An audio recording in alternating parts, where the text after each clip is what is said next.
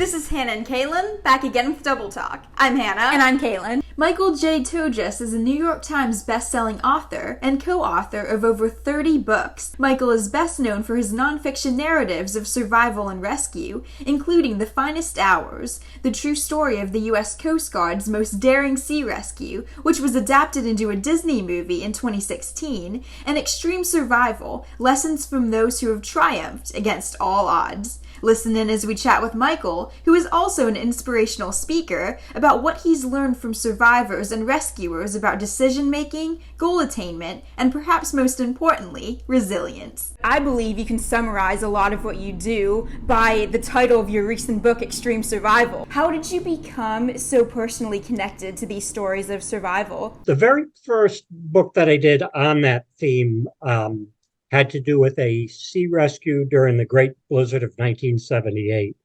It happened off the coast of Massachusetts, and 5 men lost their lives. And I started looking into it, and I realized there was an audio tape made of everything they said on board the sinking boat. The audio tape was made on land.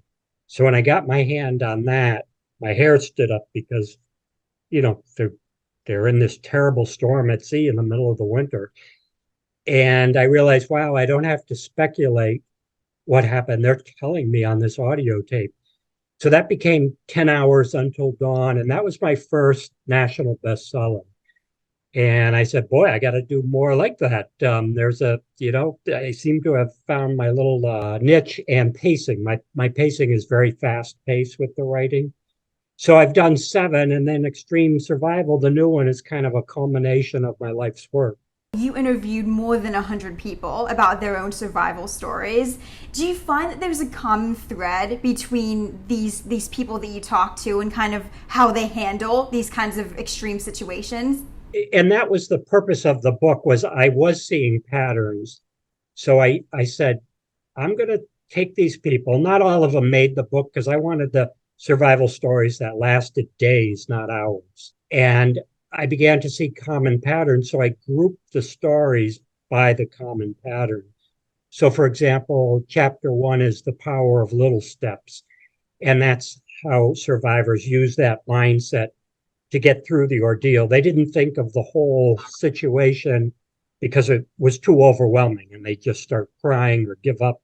But they said to themselves, do what you got to do for the next hour, and then you'll decide, do I keep fighting or do I give up for the next hour? And they started stringing it together and making these little steps to improve their situation. Let me ask you this, because I'm like you, where when I go down these rabbit holes of research, I get really into it. And I know you mentioned 10 hours of tapes. That's like me. I'll listen to 10 hours of police interrogation tapes just to, sometimes I even know what the result was, but I just like, the steps along the way. Seeing the steps along the way. When you're listening to a tape for 10 hours, what do you think it is about that grabs your attention? Is it the same sort of thing for every story that you cover of research? Or is it, what is it that grabs your attention for so long, do you think? It's kind of like being a detective. I'm looking for those little clues in the exchange, or even in my interview, if I later play back the recording of the interview, the little clues of how they got through it when I think I could have never done that. And I'm wondering, why did they make it and others did not? And pretty soon a picture emerges of what makes these people so special. And so with Extreme Survival, the book, I figured, well, people who like true adventure, true rescue, edge of your seat type of reading would be the primary readers. But now I'm hearing from people that surprised me, like psychologists. They're saying, we're giving it to some of our patients to show them how to overcome adversity, because some of the techniques used can be used by all of us in life, daily life situations. And I said to myself, oh man, that's perfect, because I've used some of these techniques during tough times. So everybody can gain something. People are so into podcasting now, and I didn't want to jump on board until recently because I like the visual aspect, right? And then there's, people who make YouTube videos that are like pretty much up to speed with documentaries, like in quality, just amazing stuff. And I always think back to like, well, when I was younger, like before I watched YouTube and before I listened to podcasts, I was just reading and like from a book, and I don't remember those stories being any less colorful than the stories that I'm able to hear and see now on screen and through podcasting. What is your kind of perspective on continuing just traditional books as a medium for telling your stories? I love it. Because I'm such an avid reader, and it's at like the end of the day, it's my reward to lie back and spend 45 minutes just being taken away, whether it's in a survival story or a fictional account. So I figured there's enough people like me that still like the written word or the audiobooks, particularly if I'm in my car. I enjoy the audiobook. So I think they're here to stay. You also do speaking engagements. So, and one of your speaking topics is, of course, survival lessons. Are there any certain lessons that are like, if you had to really narrow it down to just like one or two, that you think that every single person, no matter what, should know before going another day in their lives to protect themselves? Here's a perfect illustration. I have the book with me. Some of the chapter topics give you the very lessons. Like there's one here of intuition. Mm-hmm. And I'm a huge believer in listen to that gut feeling. And so many survivors said they had a gut feeling before these ill-fated trips that they should have listened to. And the more I've researched it, the more I realize a gut feeling or an intuition is just a subconscious clue that you can't yet articulate, and you don't really know the reason why, so we tend to dismiss them. But boy, now I always listen to mine, and they almost never let me down. So that would be an important lesson for anybody to stay out of trouble. If you get that bad feeling, listen to it, even though you can't understand where it's coming from.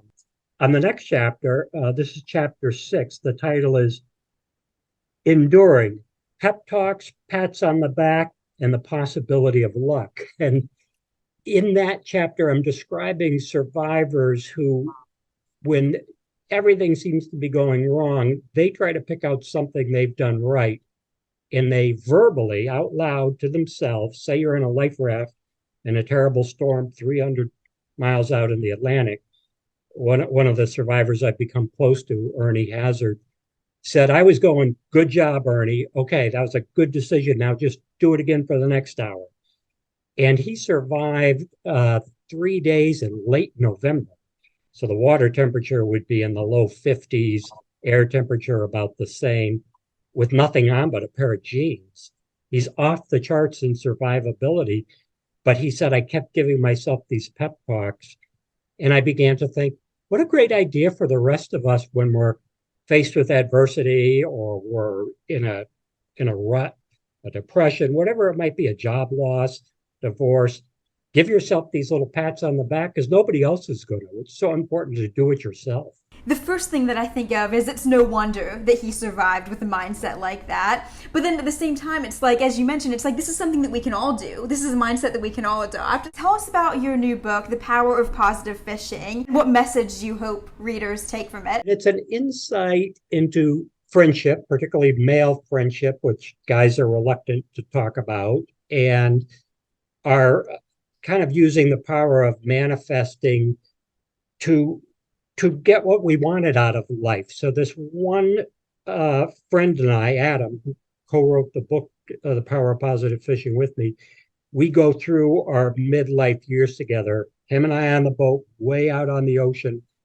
What are we doing out there? What's happening? The excitement. There's some scary moments where we almost bought the farm and I ended up in my own extreme survival book. But it's a little bit about our trips. But the deeper part is how together, by helping each other, we put our careers in a place we couldn't even dream of. Like early on, he would be like, wouldn't it be cool if one of your books became a movie? And I go, oh, that never happens. And he'd go, well, why not just believe it and pretend it? And then it did happen. And then with him, he was like, oh, my publishing business is down in the dumps. I'm barely making enough money. And then he got this idea for a kids' book series called Good Night Cape Cod, Good Night New York City. And it became this mega hit. He sold over 10 million books. We were on the boat one day and he had this idea, and together we fleshed it out. And I said, Adam, it's a good idea. Go with it. I gave him some tips and then would encourage him. So he took big risks. He mortgaged his house. He ran up his credit cards to the max to get it off the ground. But it all worked. And we both attribute some of our success and helping each other through tough times is those times together where you're just on the ocean alone on the boat, one other person. And guys tend to let their guard down when you're in an activity like fishing. What was it like seeing your story fleshed out on screen like that? The whole thing was wonderful. And I, got to get to know Chris Pine and Casey Affleck just a little bit and actually really like them. And the book, unlike other Hollywood stories, The Finest Hours stayed true to the story. So I would say 90% of the movie is entirely accurate. And so Adam's like, well, hey, Extreme Survival wouldn't be a movie because it's the shorter series, but he said that could be a great documentary. So you need to find the right people to pitch that to because everybody can use the help when they're faced with adversity. Like one guy, his car goes off a cliff and he's trapped in his car and no one can hear him. He's going to die, and I would have died. He came up with this ingenious idea to get water from a little creek that was 20 yards away. He took apart the ceiling of his car because he's trapped in it. His legs are pinned. And he took apart the ceiling and he got some wires. And then he made kind of like a fishing rod. Then at the end of the wires, he attached his T-shirt, cast it out to this little stream, brought the T-shirt back, wrung the moisture out. And that's what kept him alive. That is amazing. 12 days trapped. Wow. He was still in his car. He was only able to get. Oh, wow. He could not get out. He just had to find a way to stay alive. So resourcefulness is really important. And I recently talked to him and I said, surely there was some training in your past because I would have never thought of that. And finally he goes, well, I was a Navy SEAL. But other survivors are just average Joes. But right. When I dug into their past, usually in their teenage years, they all did something kind of special on their own, kind of a maverick type of life. And I thought that is definitely a survival trait. People who are not afraid to do things all alone. Do you feel like through your work, you're more equipped to deal with a situation if you were to end up in one like that? Mentally, I think I'm better equipped, but I lack one important thing, and that's the technical skill to solve a problem. Like I would have never thought of that fishing pole idea. My mind is just not good with technical resourcefulness. So I'm missing that key component. John McCain, the senator who was a POW for years, he said his key was just keep it steady. Don't get too high because he witnessed other POWs throwing in the towel when they thought they'd be released on such and such a Christmas and it never happened. He said they just crashed and that was the end. They gave up. He said, no, I didn't have any kind of time frame, and he endured 7 years. Do you feel like on a day-to-day basis, your mind is like completely different now than it was when you started working on these things? Because I can imagine nobody has quite as much inspiration as you do in your head. It's a good question because I said to myself when I had the idea for Extreme Survival, I would be a fool not to learn from these amazing people who are inviting me into their homes. In some cases, I live with them for a week because I'm really drilling down. And I have adopted some of their thinkings. Like the Ernie Hazard, I borrowed him from a book I wrote called Fatal Forecast. And then in Extreme Survival, I really drilled down. And he said to me, Mike, I didn't think I'd make it, but I decided I was going to go down fighting. And I just love that thought pattern that, you want to fight as long as you can. And then later I said, so how has your life changed knowing you really shouldn't be alive? You're off the charts. And he goes, not big changes, but I don't let the little things get to me. And when big problems come along, I figure somehow I'll solve them. And I always take that mindset now when problems come my way. I go, somehow I'll solve them. Don't make them bigger than they really are. And you know what? It's true. Most of the time you do solve them. We're all survivors. We've already had adversity in our lives, and we don't give ourselves enough credit. It's like they say you've survived 100% of your bad days so far. Yeah. Yeah. What would you say to somebody who's having trouble falling down 7 times, getting up 8, so to speak? You never know if the 8th time is going to be the one that gets you on the right path. So the analogy I like to make is there's, say, a stonemason, and he's going to crack this piece of granite, and he's got to hit it with a chisel. You don't know which hit is going to crack it, but one will. And you just have to be persistent and not give yourself an artificial deadline.